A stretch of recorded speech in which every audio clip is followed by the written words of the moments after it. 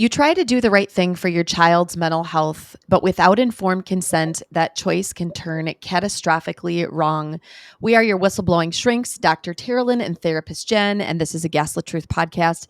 Before we crack this wide open, we want you to hit like, you need to smash subscribe, and if you're on YouTube, ring the bell so you're not missing a thing for when we're putting shows out.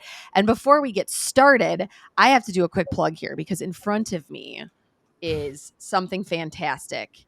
So Terry and I have started to do a little bit of promos for some products here, and we have a coffee product that we're promoting. It's called Savorista Coffee. And I wanted to talk about this for a hot second because I'm not a huge coffee snob, but I think I might become one after trying this. So for any of the coffee drinkers that are out there, Terry and I do a lot of brain health stuff, and we really believe in the power of like, don't fill your body full of caffeine because it really might screw you. Oh, this is Sheila's got her coffee. Right? I know. So what we love about this product is half calf. There we go. It does half calf and decaf. And this one that I just had is called Panorama. It's blue, like blackberries and apple and pecans. Last night I was telling Terry I made myself a cup of this like a little later at night.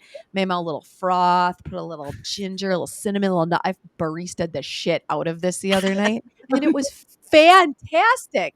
So give it a try. Listen to our show, you'll hear the promos for it. See what you guys think. Plus discount codes. Oh yeah, discount codes for all. All right. It's like Christmas. Coffee. It's all like right. Oprah. You get a car, you get a car, you get a car, you get a discount, you get a discount. Terry and Jen's favorite things. It is. All right. Well, today we're welcoming Sheila Stansel, mother of William Trevor Layton Crawford, lovingly known as Trey, a young man whose life was destroyed in just 3 months after being polyprescribed psych drugs by a nurse practitioner with no psychiatric training. We need to talk about that. The meds changed his mind, erased his personality, and ultimately drove him to take his own life. Sheila is here as Trey's voice and the voice of countless others, speaking out to raise awareness, demand accountability, and push for real change to protect people from harm. Welcome to the show, Sheila. Hi. How are you? I'm good. But first of all, you got to show us because you've got a special shirt on that I think everyone needs to see. Yes, please. Yes, y'all got to get on YouTube. Go. There's Trey. Yes. He's beautiful. Yes, he is. Thanks for bringing Trey in today. Yes. So we're going to hear the story. And where would you like to begin? Well, okay, I guess I could start from when I found out he was on the drugs. What happened prior to that for me to even go into his room and start digging and searching was I noticed prior to him going to this nurse practitioner, he had been telling me for 3 or 4 years that his testosterone was extremely low and he was concerned about it. And the doctor put him on testosterone shots and they never got leveled out. His numbers got never leveled out, and he was never referred to an endocrinologist. Is that how you say it? And which to me, he should have been. Something was seriously going on with his glands. He was 20 at that time. He was 21 years old, working, playing football, playing ultimate frisbee. His testosterone should have been way above 200, and it was below. So he was not sleeping good. He was anxious and everything. He went to his doctor, and the doctor decided to try Wellbutrin. That was the first one he tried. He didn't like it at all, so I don't even think he was on it just a couple of days. But immediately the raging started as soon as he pulled himself off of it. It was just like it wasn't that long. The pharmacy records I've gotten, he never even had it refilled. Then some things happened. He was going through a breakup. He was in school to be an RN, and he was a traveling LPN, and just holding 2 jobs as a bartender. He was just overwhelmed, I guess. Went back to his doctor. His doctor decided to keep him on the testosterone, and they tried Cymbalta. At this time, I was not aware he was on it. The only reason I know it now is because I have his phone and I've got all his records. But I can look at his phone and tell, and I remember those times through the cycle of Cymbalta, he would just rage. not sleep, disrespectful person. This guy worked in a hospital as an LPN. He never cussed, and he never attacked anybody. He's never been in a fight. Then he decides he doesn't like this doctor that's not doing anything about his testosterone. So he decides to go to this nurse practitioner, thinking she's going to refer him too. He goes to her, he tells her his symptoms, and she decides to put him on lamotrigine. And through those 3 months, he went back and forth between lamotrigine, Effexor, then duloxetine. He was added duloxetine, Ativan, buspirone. He was on Vyvanse, and there was one other. Was there one other one? Did I say Ativan? No. I did. Okay. And the testosterone shots. She doubled his testosterone shots at this point because my research tells me that when you take that many kind of drugs, it's going to affect your testosterone anyway. You're right. So she doubled it instead of saying, okay, your blood work is showing this. Let's deal with this. And then if that doesn't work, we'll talk about something else. We'll refer you to a specialist. She did refer him one time to a specialist, a psych nurse, and she, in an hour, diagnosed him with 4 mental illnesses. She diagnosed him with BPD, GAD, MDD, and cannabis dependence because he was trying to get off the Ativan. So he wanted to go to cannabis. He got a card from a medical marijuana specialist. And so he was trying, so she diagnosed him all that. She put him on lamotrigine. She's the one that did that. Isn't that right? Yes. And so he goes back to his other doctor. And in April, he tells her that, by April, he has broke his dad's arm. He's thrown me across the house. He's beat his dog that is blind, that has been his dog for 12 years. He beat his girlfriend's dog. He was screaming and cussing constantly. He never cussed. I have videos of this. He kicked our doors in. He hit holes in the wall. He was really out of control. And at this time, again, I didn't know he was on these meds. He wasn't even on this concoction that she had put him on. So I asked his girlfriend. His girlfriend basically told me that it wasn't any of my business. It was invasion of Trey's privacy. So when he left, they went to school. I went into his room and I went through everything. And when I found it, I panicked. And I confronted him with it through a text. We had a big, long, ugly fight because I graduated college with psychology and special education. So I know a little bit about it. But at that time, that was 1991. I didn't know anything about these new diagnoses they've come up with. Or drugs, all of these drugs either. No, I didn't know anything about it. So I immediately, this was towards the end of March, I immediately did what I always do, go to research.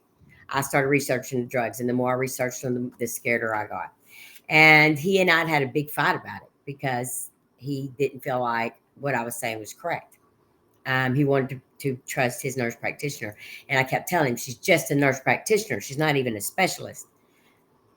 As time went on and he seen more of what was going on with him, he admitted to me about a week and a half before he took his life that he knew the drugs were making him worse. He had an appointment with his nurse practitioner that day. This was the second time he told her he was suicidal. And I wasn't aware of this until I got her papers.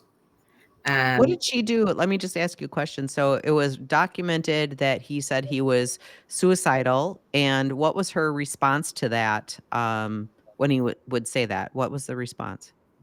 She doesn't have a response. There was no response. So there was no resource development. There was no contacting loved ones. There was no safety planning. There was no nothing. It was just documented. It's documented that he said he was severely suicidal and that mentally he was spiraling. He'd been asked to leave medical school. He broke his hand. He broke his dad's arm. He was and through all of this, when he would come out of the rage, he wouldn't remember any of it. And he would cry and tell me, I don't know what I'm doing. I don't know why I'm doing this. Mm-hmm. And I would cry with him, and I didn't know until I went to his room. And that's when I confronted him. We had the big fight first because, one, I went to his room. He said, I'm 25 years old. And I said, yes, but nobody's telling me anything. And I see something and it's killing me. And I've got to figure out what's going on. So then he started coming around to my way of thinking. The day he went to see her the last time, he went with the mindset that he was going to go into a hospital for me to wean off all these drugs slowly where somebody could watch him. I already found the hospital. I talked to a psychiatrist. She gave me her list who she'd use with her children. She's the one that told me that Trey's nurse practitioner had no business writing these meds, that she was well out of her scope. And so I talked to him and go in the hospital. He agreed. He told me at that time he didn't think he was he thought he was probably sterile because he'd been on testosterone for 3 years. He didn't know if he could ever have children, which he wanted to. He left the house feeling kind of gloomy, but he was going to tell her, and it's documented, he did tell her, he did not want her managing his medication anymore. He goes in there, and whatever she said to him, he came home in this best mood and said she just wants me to give it 2 more weeks. And he said she doubled everything. She thinks that's the problem. And he said, he was happy. He thought this was the answer. He's 25. I can't tell him what to do. But my heart fell to the floor. And I said, Trey, if she's telling you that she's going to send you to a specialist in 2 weeks, you should be doing it today, not in 2 weeks. But he followed what she said to do. But I'm beginning to think with some of the records I've gotten back from the coroner that I think he quit. Do you know, Jen, what do you call it when they have that epiphany moment? It sounds like when he came back that he had that moment of clarity that maybe he knew he was going to be taking his own life. Do you follow what I'm saying? Yeah, I do. Yeah. Do you even know what that's called? I can't think can't of it right remember. now. There's that pivotal moment of clarity Yeah, where where you come to somebody full peace. You come to full peace with knowing like there's a Mhm. way out of this, and Yep. you accept it yourself almost. And It just so, makes me wonder if that's what that was. I don't know. We'll never know, so but it makes Sheila, me wonder. what you're saying is Mhm. based off of what the coroner was giving the results of this. So you're thinking that he actually stopped he I cold think he turkeyed did. him, just I, stopped. I Yeah. think the reason I think that, and I just started thinking this, is there's no documentation whatsoever that says that she discussed with him that you can't just come off these meds. And he told her at the last visit, that he wanted off the meds in 3 weeks, especially the Ativan. He said he wanted off all of it. Well, I don't, at that point, it's not documented. So I sat him down and talked to him and, and told him you can't just quit these or anything. I think he come home and he might have tried it for about a week and he didn't like the upping of the dosages. Mm-hmm. Mhm. And he had already come to the realization that him and his girlfriend were never going to work things out. Mhm. And then suddenly he just spiraled on me like his head was upside down, inside out. Nothing I made sense to him. That morning, I reached out to, he was playing Ultimate Frisbee as his first game that night, and his ex girlfriend had joined the team, which I don't understand to this day why. She had ghosted him for 2 weeks. So why would you expect him in his mental state of mind in these days? And she knows that he's going to be able to show up at this game and be okay that his ex-girlfriend, the one that he feels like he ruined the relationship. He was Mm-hmm. feeling a lot of guilt, a lot of remorse. He was crying so much at this time. In fact, he lost one of his jobs because he couldn't quit crying. Um, so but he was getting. It seemed like the last week he was getting better. We went to Mount Pinnacle and he climbed. But that's when I'm wondering if he quit. My therapist wonders if he was manic because he quit the meds. Well, it's very common that when people completely stop psychiatric medication, there is a period of time where they feel amazing. Right. Very quickly for a very short period of time. And so your theory that you're discussing, right? There definitely is some science that backs that. And you do a quick wash for some people, right? Depending on the half life of the drugs and the body and everything going on, he may have really felt really great for a week or so. Yeah. He wasn't drinking alcohol. He He drinks a lot of water. Yeah. So and I just lost him. I left that day to go check on a dog and a cat, and because that's what I do. I'm a dog sitter, and I've talked to him 4 times on the phone, and he could not understand how to go play this game with his ex-girlfriend there. He just couldn't get it. I reached out to her twice. I saw her the second time and told her how scared I was. And she said she didn't take it seriously. She said, "I'll just see him at the game tonight." I said, "You haven't talked to him in 2 weeks. He doesn't know what to do. He doesn't know what to expect. Can you just send him a message, something as simple as, 'I'll see you at the game tonight'?" She said, "No, I'll just talk to him then." And he was gone. And let me tell you how fast it happened. I was talking to him on the phone. He immediately said, "I have to go." And he hung up the phone. And I have cameras outside my house. So I watched him leave and I watched him come back. When he came back, he came back in and he called me and he went to Don Pepe's and got lunch. We talked for a minute. Then he talked to his best friend Connor, who lives in Oklahoma. Connor told him that he had a couple hours. "You have a couple hours for your game. Let's get online and play some games." Trey said yes. Connor told him, he said, "I'll be right back. I've got to go to the restroom." So he goes to the restroom. He comes back. He said, "I'm on." Trey says, "I'll be right there." He never finished his lunch. He took his life. Wow. And at this point, I was taking care of the cat and the dog. And then a couple hours later, I don't know. I had a feeling. I looked at my house. The car was still here. And I was thinking, why is the car still there? He should be gone to the game. And so I had a business at the time. My roommate, Keith Jones, he was running it for me because I was so scared to leave Trey during these days. Nobody told me he was suicidal. I was just scared. And it'd been nice if the nurse practitioner reached out and told me that, because I would have never left him. I would have made him get up and go with me to the dog sitting. But anyway, so I started getting scared. I text Keith and I said, "Lock the door up, go home." He got here before I did. And so he found Trey. And it was, his lunch was still halfway uneaten. His game was still on. That's just how spontaneous it was. It was so fast. His uniform was laying out on the bed like he was going to get ready to go to his game. And he just did it. I don't know what he was thinking. I don't know. I mean, he did tell me at the end that he was hearing voices. Okay. That when he prayed, the devil talked to him. He called me one night to come get him. He had got out to go to McDonald's to get something to eat. He was playing late with his friends. He called me about 3:00 and asked me to come get him. I went and got him. He said he was hearing voices that was telling him to drive into the traffic, and he was scared he was going to hurt somebody. He didn't drive much after that. After that, he locked himself in his room and he stayed in there a lot. He cried a lot. One night I woke up about 2:30. It sounded like a tornado was going through my house. I ran down the hallway.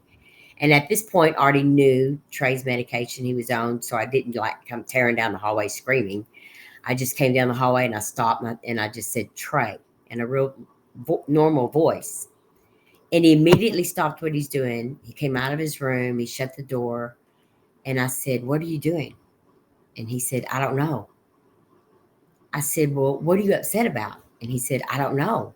And he was very calm, very Trey, very calm. And I said, "Let's sit down and talk." So we sat down at the table and we talked. And that's the night he told me he heard voices.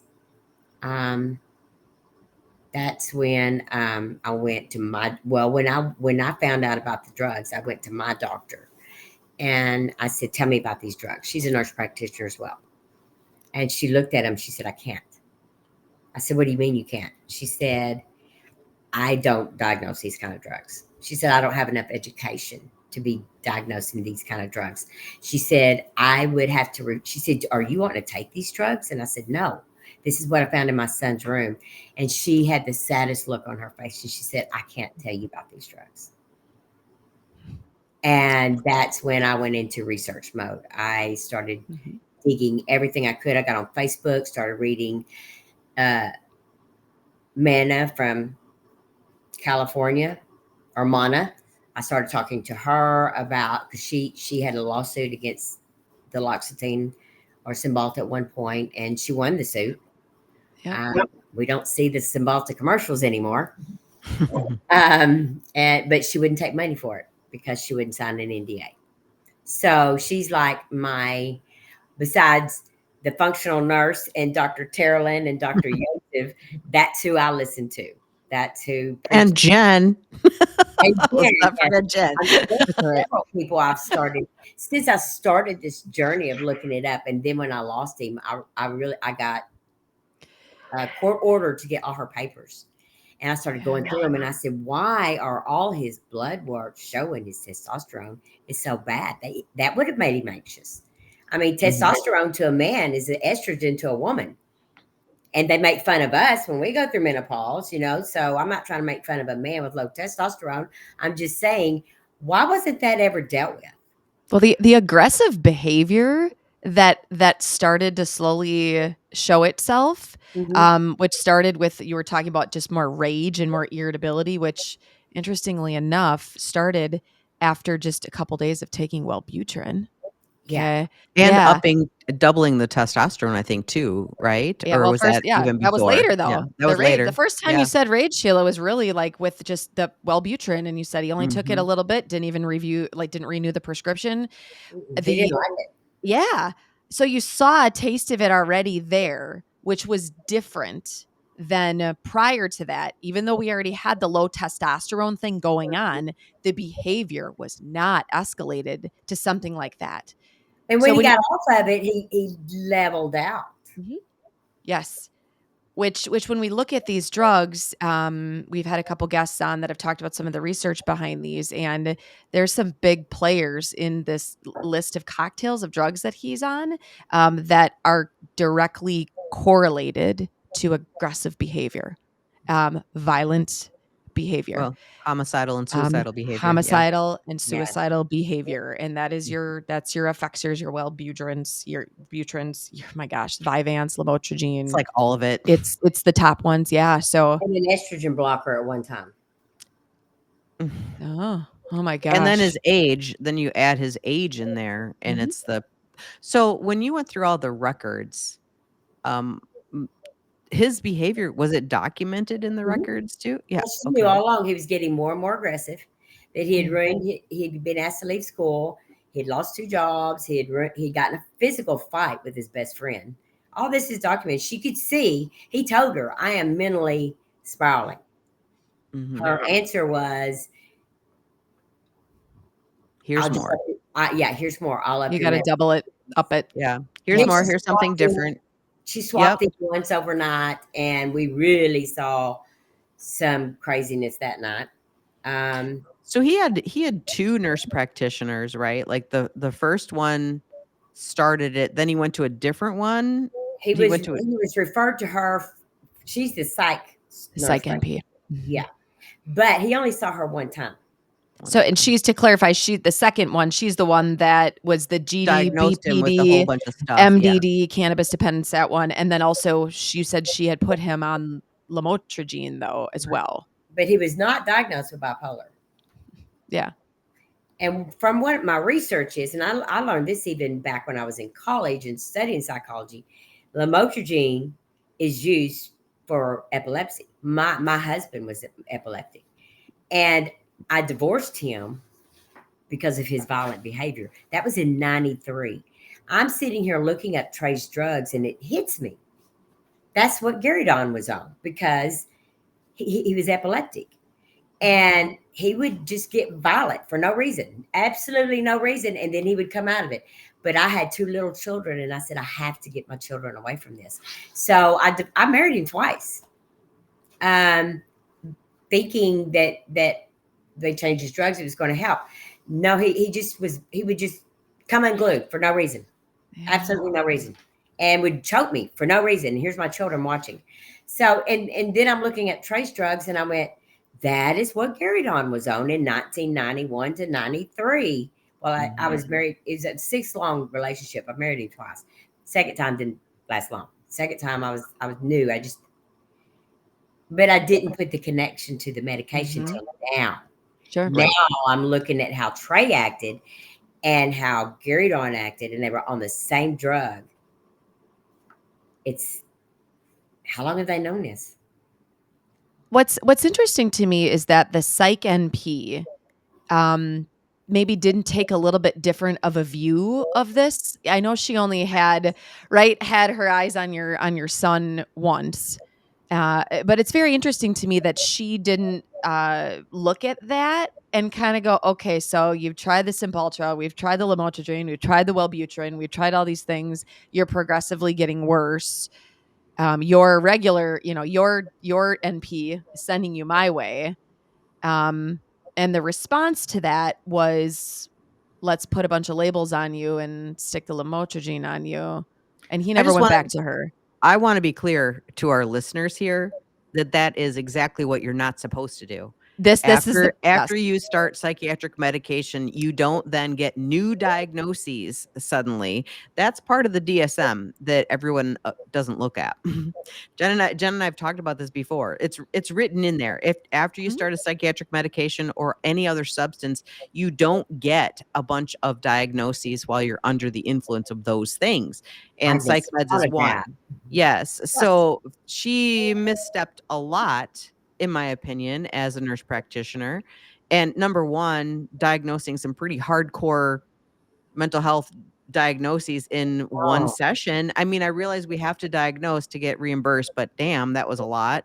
Number two, not taking into consideration that all this happened after he has been polypharmaed, right? Yep. That's what Yes. Jen was getting at, right? Yep. And then also that he got worse after being polypharmaed. So the answer is let's diagnose him with some serious mental health disorders and remedicate him. We're going to people might not want to hear this, okay? But I just want to say this.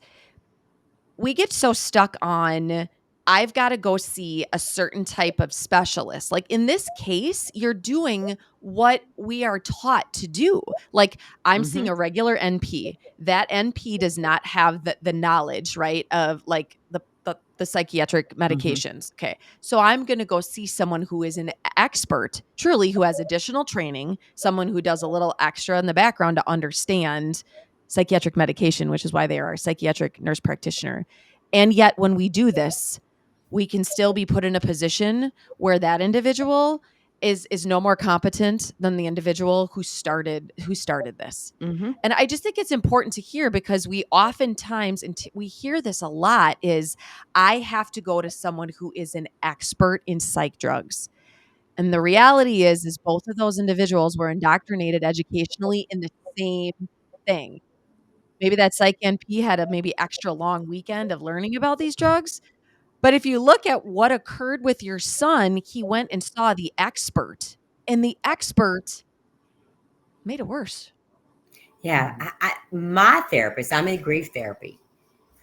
And she said that there was absolutely no way that that she would diagnose anybody with BPD that quickly. She said, I would have to know when you say BPD, are you talking about borderline personality disorder? Okay. Yeah, because the interchangeably with bipolar, people call that, yes. So you're talking about borderline. Negative for bipolar. Either one you would not want to diagnose in one 30-minute session with a nurse practitioner. No, absolutely not. Especially borderline personality disorder, because that is supposed to be a pervasive, almost developmental disorder. So yeah, that is a no. That's a And he came home and cried and cried and cried about that. He Oh was yeah. I'm sure. And let me point out too, there's a new, I'm seeing a lot of this going on, the PSSD. Trey told me he couldn't, when he told me, he said, I'm probably sterile because I've been on testosterone too long. And he Mhm. said, and not only that, he said, Mom, I have no feeling whatsoever in Yep. that area. Yep. He That's said, Yeah. I have no feeling. He said, I don't know that I could. Right. You know what that does So to a 25-year-old man oh, mentally? yeah. Yeah. I Who, was by the way, was 25. I know what on I'm doing. well, who I remember what I was doing when I was 25. But who also, was on testosterone, which should have made his sex drive higher, very He much made his higher. numbers higher. Yes, and so but being able to not perform and not feel and have 0 pleasure, like, yeah, that's and even if he was up wa it made me think about this too, like you said, he was up walking around, like, you could hear him up walk I'm wondering if he had a little akathisia, you I'm know? wondering too. I think Mhm, he did. When he handed me things, he would shake like an old man. mhm, And I yeah, remember saying something to him about it one TD. time, and he said, "Yeah, I don't know what's going on." And he would sit still beside me for on the couch, and then all of a sudden he would just jump up like somebody electrocuted him or something. He would jump up and he would start walking around. He'd run in his room and shut the door. Then he'd come back out, and then he would sit with, and his knee was constantly jerking. Um, mm, the shaking's what really made me feel bad, really bad. That was the first thing I noticed about any kind of symptom. I noticed that, and I was thinking, I mean, Trey was a weightlifter, and he competed. And at one time, during his rages, I accused him of being on steroids Oh, sure. because he mhm, was right. He, Mhm. he was like he was Hulk. Because I mean, he was a big boy, and I don't know if you've seen any videos on my page, but he was a big boy. He was a weight competitor, and he walked. He was a nurse. He walked the line. He didn't do any drugs, and and one of the things that I pointed out to him, you've been on testosterone a long time. With the shots, it's still not working. There is something else wrong. Yeah, something was going on even from the beginning, right? Because that's where it kinda started, right? You said he was 21 years old, and He was there's 21.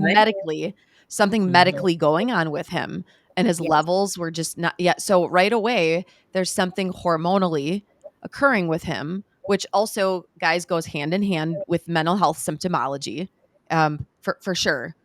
Hmm. So from the start, there was something kind of underlying medically, which makes sense as to why you were kind of saying it would have made like to go see an endocrinologist or go see someone who is more of a hormonal expert to figure out what's going on.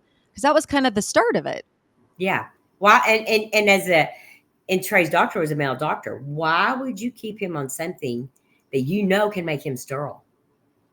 It's not working. He's been on it 3 years. Mhm. So there's a problem with the pituitary or the hypothalamus or Yep. thyroid. There's a problem. And instead of just, oh, we're just going to keep you on, you're not 40, 50 years old, you're 21. mhm, And so during that time, I noticed some aggression, but I thought it was steroids. And he kept telling me he would get angry with me. I'm not on steroids. They test me when I work out or when I compete. They test me. Never did find any steroids in his room. I was wrong. It was the medication. I never seen a change. Trey's always lived at home, even in college. He's always lived at home. He's always been around me. Um, the changes that I saw were scary. I was scared. I was scared. When I filed my complaint, I even said in my complaint, at the end of the day, we're just lucky Trey didn't take somebody's life because Yeah. he'd already jumped on a 66-year-old man twice. That wasn't Trey. Trey was very yes sir, no sir, well mannered. And during this time, the F word was being said a lot. GD was being said a lot. Lots of language that I'd never threatening my life. Hmm. Went to his dad's and threw him across the room and broke his arm. Um, that was not Trey. That was I had never seen that behavior. And Keith Jones lives with us. He's lived with us off and on for 10 years. He's known Trey since he was probably 7 or 8, maybe even give or take younger. He's never seen this kind of behavior out of Trey. Hmm. Never. What's Kicking in what's doors. well, and what's kind of interesting about this, and maybe you can speak to this a little, Sheila, is so your son was a traveling nurse. Hmm. Okay. So he's had the education, a little understanding of drugs and of the body. Um, did he ever talk with you about that at all? Because it sounds like you were the one that kind of gave him his first dose of informed consent, like the risk part. Like he didn't put that No, together himself. he did know the risk. Okay. Okay, so I have his phone now, and I have went through his phone like any mother would, and I have read everything. He didn't want on the medication. His Okay. dad suggested it because his dad is bipolar, so he Okay. thought you should take Cymbalta. Then he had a girlfriend at the time that was giving him an ultimatum: I'll support you if you go to therapy, but you need to get on medication. Mm. And in these texts, Trey was telling her, so he knew. He was telling her, I don't want to get on these drugs. I'm scared to get on these drugs. He said at least 4 different texts, I'm scared to do this. I know it's going to change me, and I think it's going to make things worse. I'm scared to do this. Mm. And he did. I just have such trouble with people who you need to be on meds, like just the regular person saying to somebody else, you need to be on medication I is do too. very troublesome to me. But it happens all the time. Hmm. It happens in relationships all Mhm. the time. You need to Yeah, get on medication. You need to, and it's like we it have makes it worse. we fling around get on medication as if it's the solution to As if somebody's or life. as Like, if we actually are an expert in understanding right, medication. Right. It's right. almost like that has just become something that people can just flippantly say as an accepted Yes. kind of thing because Yeah. it's a treatment, it's a solution, Right. that's how it's viewed. Holding somebody hostage to your relationship because you told them you wanted them on medication, but unfortunately, it's not it happens all the time, and I also wanna Mhm. point out, like, I'm grossly generalizing today with a lot of things, but, nurses, right? Nurses in schools, having a nurse in my family, I think I can speak to some of this. I mean, they get 1 psychopharm class, not psychopharm, sorry, pharmacology. So it's not even just psychopharm, okay? It's all the medication stuff, and then they do some clinicals with that too. But I've had many a nurse as a client as well. And it's funny because they often are very flippant about psychiatric medications in particular, as if they're also taught about the chemical imbalance theory, like all of these things. Nurse Yes. practitioners are huge in the chemical imbalance theory is the theory of the day, and it's still alive and well.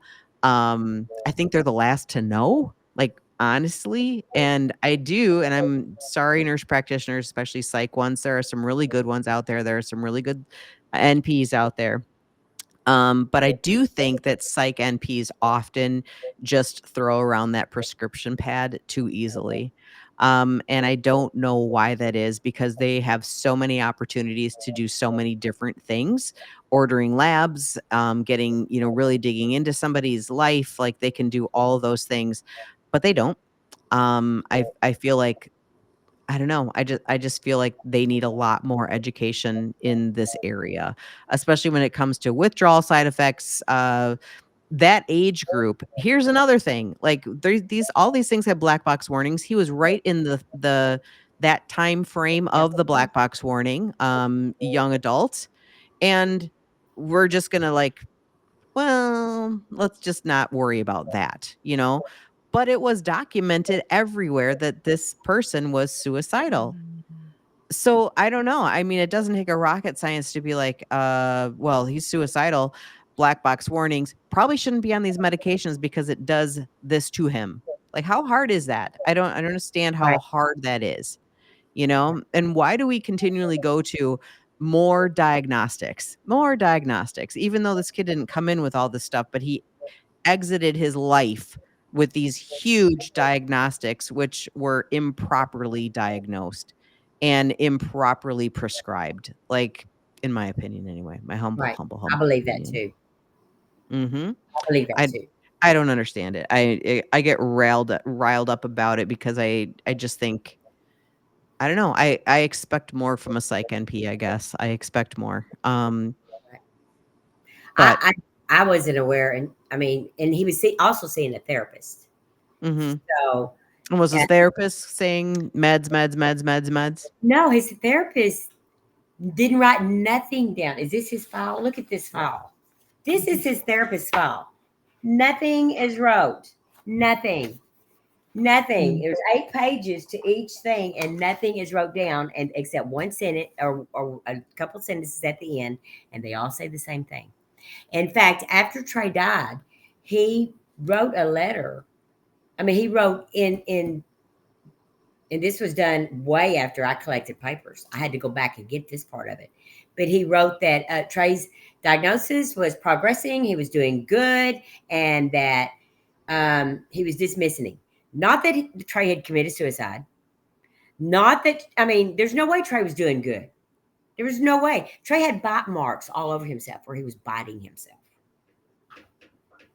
And I'm thinking, how does your doctor decide that to up your meds when you're biting yourself? And the therapist didn't see that, but the nurse practitioner had to have, because I was sitting on the couch with him before he left. And I said, what happened? And he said, I'd rather hurt myself than somebody. Mm. Oh, see? Yep. There. Gosh. Yep. Yeah. And I Yeah. was just, and I had him, he said he would go in the hospital. He said, find me one. I said, I've already got one. I'm ready. Mhm. You're like, you I'm got 5 to do it. steps ahead of you already. I'm just waiting for you to Yeah, say, let's go. yeah, right. And so he went to see her. Whatever she said to him made him happy. It gaslit him. I mean, he said he walked in the door with his medication, and she said, just give it 2 more weeks, and she doubled everything. And if that don't work, then she's going to send me to a real specialist. Isn't she a real specialist? I don't know. I mean, She is. What is it? She's a throat specialist. That's her specialty as a nurse practitioner. oh, okay. Nose and nasal. That's her You know, it's really specialty. funny So because, she's an ENT kind of yeah. So my specialist. daughter's going to be a nurse practitioner. She's like this close to graduating. And we were talking yesterday about, I think we were talking about this episode coming up. And she goes, as a nurse practitioner, all I have to say is know what your limitations of practice are. And that's what she said. And she goes, never, ever, ever would I continue with somebody. She goes, or refer out or seek supervision. She was saying all the right things. And I was so grateful. I was Oh, like, that's great that you you can be know, proud of her like that. hopefully, but she's very pragmatic. But I think that was the whole thing. Like, this is the message to everybody is know what your limitations are of practice, know what you're good at. This is that, what do they call it? Inside your scope, outside your scope of practice, things like That's what that. Dr. Frank says. And it's just, it's okay to reach out for help and consult. As a matter of fact, nurse practitioners, I don't know about in your state, but in our state now, they just passed a new law that nurse practitioners can practice alone without a doctor signing off anymore. But you have to, I think you have to have like 10 years of practice in or something like that first. But there's a lot of states that you can independently practice. There's a lot of states that you cannot. And so I don't know if you're in that state or not. You cannot practice independently. But I'm thinking like the reason for not practicing independently is so that you have an MD that actually will supervise you. Like it's like Mhm. supposed to be under supervision. So did She your was supposed to be. She hasn't. Her doctor did not sign off on Trey's medication until Trey was already gone for 4 months. Like he died in May, he signed off in September. retroactively his meds were signed off on after he had already passed away? Yes, yes, I have a copy of it. What the fuck is that? I don't know. Jen, like That's what? when the nurse, his own nurse, told me this. She said, we have a paper that he signed off, because I said I want that sign off paper. She said, we have it, but he didn't sign off of it until September 9th. And I said, is that legal? I have And no she idea said, what the I time don't know. limits are. Yeah. She said, I don't know. Well, many doctors that I've talked to here in Arkansas, they're supposed to do it in 24 hours. Sure. That's what doctors I have Well, I talked would to. think 4 months is a little excessive. Mm-hmm. Yeah. And then she Signing didn't even off on sign off on the supervision. last upping. He signed off on the first upping in September. So he's not saying, I guess he's just ignoring the others. She only saw him 3 times. I'm perplexed. So this whole time she saw your son 3 times. That was it? Yes, she had 2 Wow. telehealth. One was 7 minutes and one was 10 minutes. What? Yes. Yes. I filed a complaint with the medical board, and I feel like they're trying to push me aside, thinking that I'm just going to go away, but I'm not. I've seen, I mean, her file is all over the United States. I've sent it to anybody and everybody that I thought would want to look at it. Psychology board, the National Psychology Board, RFK Jr.'s office. And not only with these packets that I send her records, I have also sent the psychology papers. How can you diagnose somebody in an hour with four mental diseases? I've copied so many testimonies off the internet. Of course, I wipe out the name and everything, but people's horror stories of how just trying to get off these drugs, or what happened to them while they were on their drugs. Why are they divorced now? Why they haven't seen their children? The children have been took away. Horror stories of people losing their children. They're 14 years old. They committed suicide. The one common denominator of it all is they were all on psych drugs. Yeah. Mm-hmm. Yes. So why are we ignoring this? And then the FDA they responded back to me, and they wanted me to look at their dockets and say which docket will go with your case. Well, actually, there was 5 of them. Mm-hmm. And one of them, I sent a letter. I mailed it in, and I said, you pulled the Loxetine or Cymbalta back last year because it was contaminated with a cancerous gene. But when I look up the ingredients of duloxetine or Cymbalta, there's already 3 in there that they know for a fact and have known since 2004 that these cause rapid growth of brain tumors. And you know this. So you're worried about a little contamination? I mean, you've been giving people cancer since 2004. So I've questioned them on that. I haven't heard back from them. I'm shocked. I'm shocked why you wouldn't hear back from them. I'm still in the camp of there were 4 total appointments. 3 with one NP, 1 with the other. And in 4 appointments, there was Wellbutrin, Cymbalta, lamotrigine, Effexor, Ativan, Vyvanse, multiple diagnoses. You've Back and thrown a forth. dart at a freaking dartboard. That's all that was. 4 appointments. Like I was under the impression that there was a lot more monitoring that was occurring. Even if it was a short appointment, okay, it's been 3 weeks. How are you doing? Okay, it's been a couple more weeks. How are you doing? Wow. And he was sharing how bad he was doing. Yes. That he was suicidal. Like he Trey was was a sharing very all this honest stuff. person. Very honest. That's the part that bothers me the most, is that he was sharing that he was suicidal. It was documented that he was suicidal, but there was no follow-up. There weren't any resources given. There weren't any calls made. There wasn't anything, No. done about it. Because, by the way, he lived with you. She knew that To me, you're not violating confidentiality when someone is suicidal and you call the person they fucking live with. Yes. Like, you're not violating anything when you do that. Yes. As a matter of fact, you might just be saving someone's life. That's not a violation of confidentiality, people, in case you didn't know that. I would have never left his side. Mm-hmm. Well, that's why you would call the person he lives with, especially a parent, right, that lives with him, to guarantee some type of safety, right, or at least a conversation together, like And get on the phone. Every patient. If she could have just asked me, well, what are you seeing at home? And I'd tell her, well, he's tearing up our house. He's thrown me across the house. He's beat his dog she's now brain damaged for the rest of her life. Mm-hmm. She was blind to begin with. So, and I have a video of her just walking by him, and he just started waylaying on her. No reason. He just walked by her. Mm-hmm. This is in the backyard. I know. There's Sheila. There aren't words for this. Like there are not words. I don't even know. I mean, how is it that how are you managing? How are you getting through? Well, I have my days. I mean, I have some days that I just want to, walk in her office and scream bloody murder and just walk out. Yeah. I've thought about sending her a Christmas card and say, from Trey, I hope you haven't forgot about me. I mean, there are things that I have my days where I just want to um, show my butt a little bit, but at the same time, my son would not want that, and I'm not going to jail for these people.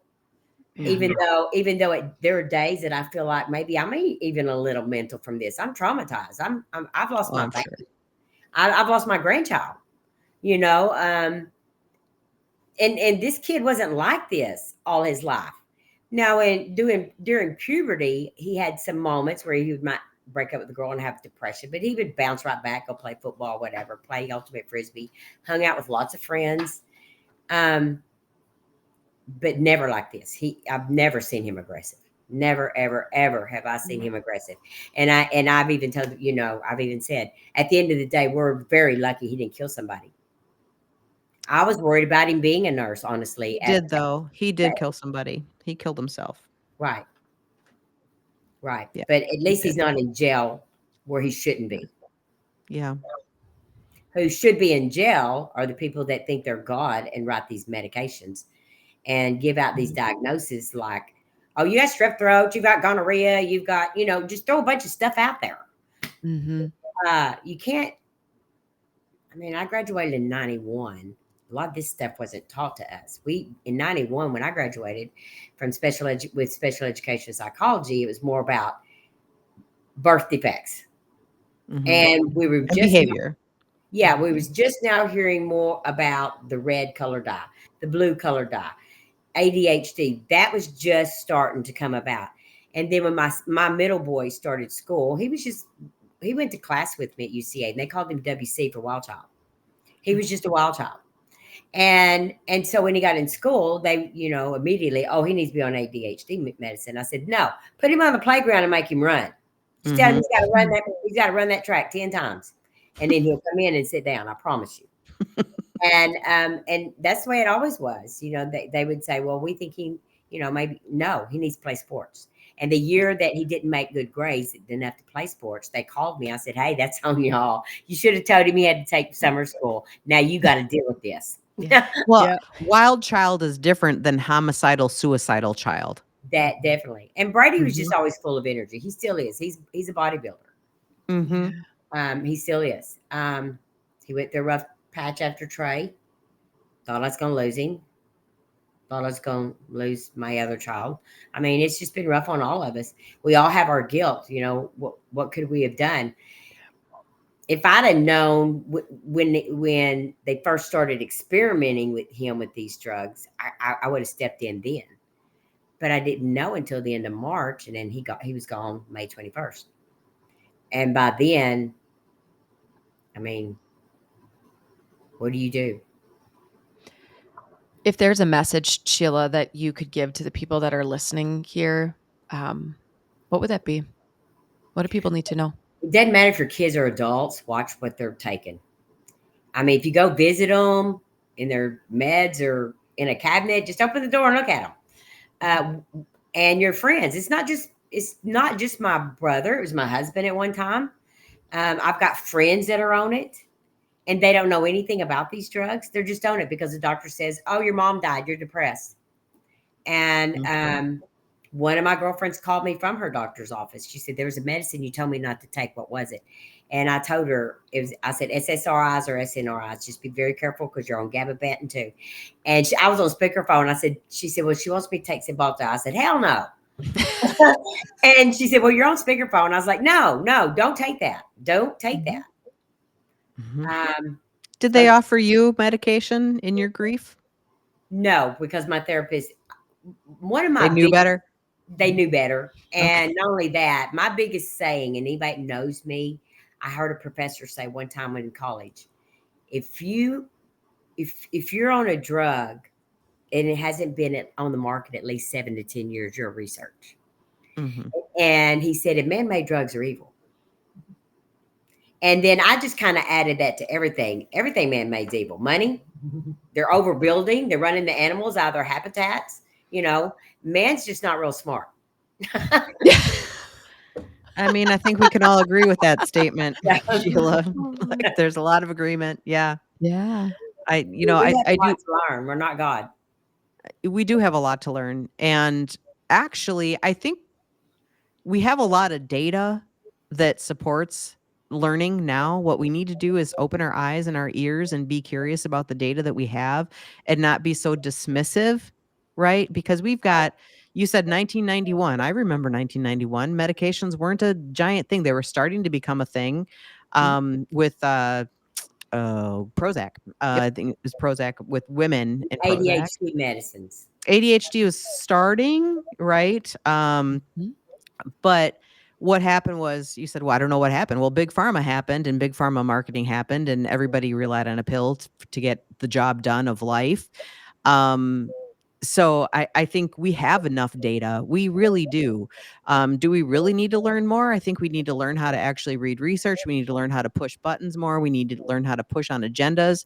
We need to learn how to push back. We need to learn that research isn't always research. You know, we need to learn, we need to listen to people's lived experiences. And I keep pushing for qualitative data, more about people's lived experience than worrying about numbers in quantitative data. I think it's all about the lived human experience. We need to start freaking listening to that because we are not. We are No, pushing that's that just not being away. heard. No, And we're that's your especially job. when it comes to young kids. We're so fear-based that, you know, a kid is gonna take their life. Guess what? They're taking their lives They are. after. And I don't think I mean, I'm 64 years old. I don't believe for 1 minute that children, even when I was growing up, that, we had depression. Mhm. Some of us didn't have the perfect childhood life, but I don't think suicide was such a big deal like it is now. Mm-mm. Now it's every day there's a suicide, every day there's a homicide. And they just came out that the kid at the Columbine shooting, he he had just been turned away from the military because he was on an SSRI. Yep. I didn't know that. I knew about the SSRI. I think he had been taking it and not taking it and taking at least one of, I think Klebold. It was Klebold, but Mhm. yeah. So I didn't know he had been rejected from the military because of it. Yeah, the Marines wouldn't take him. Mm. And I also have a girlfriend that just told me this, and this is kind of sad. She said that, if you've ever been on these drugs, even as a child, and you're still not on them, and you grow up and want to get a pilot's license, you can't. So these labels, these drugs that they're putting people on is ruining their future. Yeah, Mhm. we've experienced that in practice. Yep. Yep. Terrible. Yep. That's Yeah. terrible. Yeah. I think as a mom, we need to move against guilt and shame, and we're a bad mom if we don't medicate our kids. The medication is the only way for them to have a good future. It's not. It often takes away their future in profound ways, especially the way Trey ended his life as well. Right. So yes. Right. Well, if you've stuck around this far, thank you so much for sharing your story and Trey's story too. Hopefully this will help memorialize him and give people some other messages that they do need to hear about polydrugging, or not even polydrugging, just using psychiatric medications, or misusing them. And make sure you hit that like and follow, subscribe, comment, all the things. And yeah, thank you for being here, Sheila.